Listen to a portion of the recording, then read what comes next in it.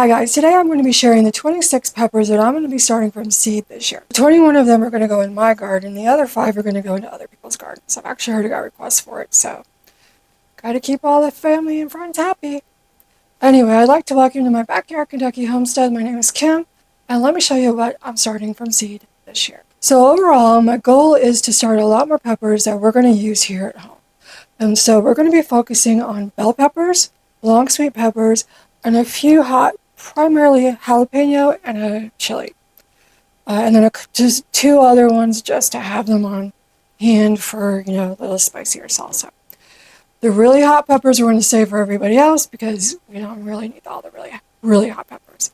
So to begin, let's talk about the bell peppers. So I have 5 variety of bell peppers. I have not done an extremely well season of bell peppers yet, so I'm going to hedge my bet with 5 different varieties and have probably a couple plants of each one and hopefully get the best bell pepper harvest I have ever had. So the first one we're going to do is from Baker Creek. It is Doe d'Espagne. Sorry if I'm mispronouncing it, I'm not really sure. It was introduced in 1860. It's a 67-inch cone-shaped pepper, perfect for frying in salads, so sweet and flavorful, reported to be disease resistant. So that's really good. Start 8 to 12 weeks. We are going to do this at 12 weeks, and I'm going to do several of these for myself, for my garden, and a few probably for others. The next one is also, it's from Seeds and Such. I'll put a picture on the screen. It is a Goliath sweet bell pepper. Doesn't really have any information here, but it looked really good, so I got that. The next one is also from Seeds and Such. The next one is also from Seeds and Such. It is green and red striped bell pepper called Candy Cane Red. It looked really, really pretty. I wanted to give this one a try, so we're going to give this one a go. And hopefully we'll get some good peppers off of it. So the next one is one I did try last year under a different brand. I don't think anything from it, maybe one germinated, and it just didn't do well. But I'm going to try King of the North once more. This is from Baker Creek this time. And I know a lot of other people have done really, really well with these. So we're going to give this one a try. It is a blocky fruit, well-flavored, picked green or red, early and superb for north yields. Crispy green bells ripen to red, right up until frost. And this year, I'm not going to pick the bulk of my harvest when they're saying we might get a frost. I'm going to cover it. Because last year, I picked everything October 15th. Didn't get as cold as it was supposed to. And then it didn't get cold again until November 15th. So we're not going to pick all this stuff early. We're definitely not going to pull the plants early this year. Learn from my mistake. And then the next bell pepper we're going to do is the Yellow Monster. This is a really big one. It is 8 inches long by 4 inches wide. Behemoth yellow bell pepper. Impressive sunshine yellow fruits. Start indoors 8 to 10 weeks, or 8 to 12 weeks beforehand. So we're going to go ahead and get this one going as well. So we're really excited to have a great bell pepper harvest this year. It's going to be awesome. So the next set of peppers is going to be the sweet peppers. And these are mostly going to be long sweet peppers. And I do have a variety of different shapes here. The first one is an Almo paprika pepper from Territorial Seed. I didn't know you could actually make paprika out of pretty much any pepper. So we're going to try this one this year specifically for that. And we'll see what else we have. One that I've grown for the last couple of years is the habanada pepper. Last year was not as prolific as the year before, but it was not in a good position. Out there, it did not have enough sun. This is like a habanero. It tastes like it, but it doesn't have the heat. And if you let them ripen to their orange, they are absolutely delicious. And if you're making salsa, you can combine any of these peppers. You don't have to just use bell peppers or jalapeno peppers. You can use any of the sweet peppers or hot peppers and make the salsa to your liking. And the habanada I used for salsa, and they were absolutely delicious. This one's from my garden. So the next one that I'm really, really excited about, I've heard really great things about the giant Marconi pepper. It is an Italian heirloom pepper that can get up to 8 inches long. It has a sweet, smoky flavor. Really, really excited to start this one. This is an 8 to 10 week pepper from my gardener. So the next one is from Swallowtail Garden Seeds. Probably can't see that picture on there. It's a sweet sunset Italian mix. So I'm guessing this is probably another Italian, maybe like the Marconi. But really excited to have another one of those in the mix. 90 to 100 day maturity. So we're going to get that started. The next one is one that I've actually got growing indoors, though I don't think it's creating any pollen right now. It's been loaded with it's been loaded with flowers for several weeks now, but it has not produced any peppers.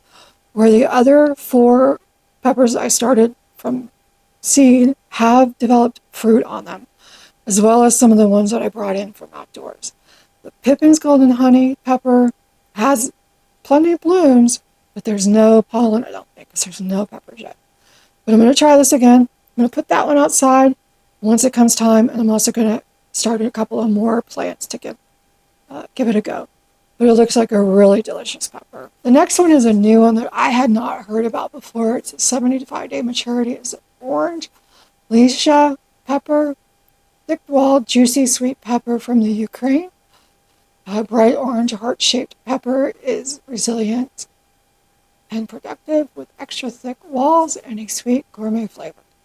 The stocky 2-foot tall plants will be so generously loaded with the fruit that we recommend staking with a tomato cage. So that's not a problem. So peppers are one of the good things, those round, cylindrical, cone-shaped cages. They're only really good for peppers. I wouldn't use those for tomatoes, not even determinants. So getting to a little bit of heat, but not a whole lot. We're going to do the Pasilla Viejo again. This is a long, mild pepper. It's got mild heat to it, rich, smoky flavor. Grew these last year. They're very prolific. It was a really nice pepper to have in the mix. Really good flavor. So the next one is an Anaheim College 64 pepper. This is from Territorial Seeds. What I would really like to do is to be able to make some green chilies that I can can up myself. So that is my goal with this one. I may just can up some of the others too, but I'm going to try to make some green chilies with this. Excited to give that one a try. And then I want to try the poblano again this year. I tried it last year. I got some really, really small ones. This one's supposed to be 3 to 6 inches long. So hopefully we'll have a better yield on the poblano this year. Okay. So the next group are my jalapenos. And because I am a sci-fi fan, we had to do the Jedi jalapeno from Johnny's. Did this one last year. It was delicious, prolific, and amazing. I actually have one of the pepper plants in the grow room right now that I've overwintering. It actually has jalapenos growing on it. So really excited to get that one out and also add a few of its brothers or sisters to the garden. Jalapeno, Jedi, F1 hybrid mix from Johnny's. Absolutely love it. It's great. A new one I'm going to try is from Seeds and Such. It's called La Bamba. I've done this one before, but it's also the medium heat jalapeno traditional. And then I'm going to try 2 others that are a little less heat. We're going to try the Tam jalapeno. It is supposed to be milder, so not nearly as heat, so not nearly as hot as a traditional jalapeno, but it does have a little bit of heat to it. So we're going to give that one a try. And then for a no heat jalapeno, we're going to try a Felicity jalapeno from Territorial State. I've not grown either of these before, so we'll see how they are. It'll be interesting to give that a try. But we do need a little bit of heat for the salsa because homemade salsa is about the best thing that you can make out of the garden. At least with the peppers and the tomatoes. Okay, there's a lot of stuff actually, but homemade salsa, you can't beat it. There's nothing you can buy in the store that's as good as that. So the next one are my hotter peppers, and these are just in case go-to peppers if we need to add a little heat to something. I'm going to try the Big Jim from My Gardener. It is probably a 3 out of 5 on the hot scale. So it's spicy enough for salsa and chili without overwhelming heat. Enjoy the sweet and citrus flavors that come from it along with a bite of spice. Big Jim peppers are highly productive, giving off long peppers that start green and mature to red. So excited about that one.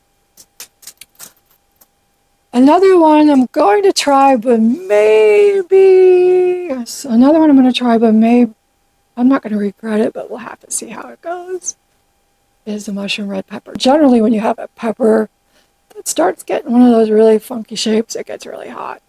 This is supposed to be about as hot as the last one, the Big Joe. So we're going to try this tentatively, see how it goes. So mushroom red pepper is a stout shape that are hot once they mature into a red color, so maybe pick them a little early. The United States heirloom is great for hot pickling. So pickling peppers. Haven't done that. Maybe we'll try that. Could be a good Christmas gift, people. So the next one is one that was in my unique seeds. This is also hot pepper. It is a very hot pepper. I am most likely going to be growing it for ornamental purposes and just to give away to people as I hear.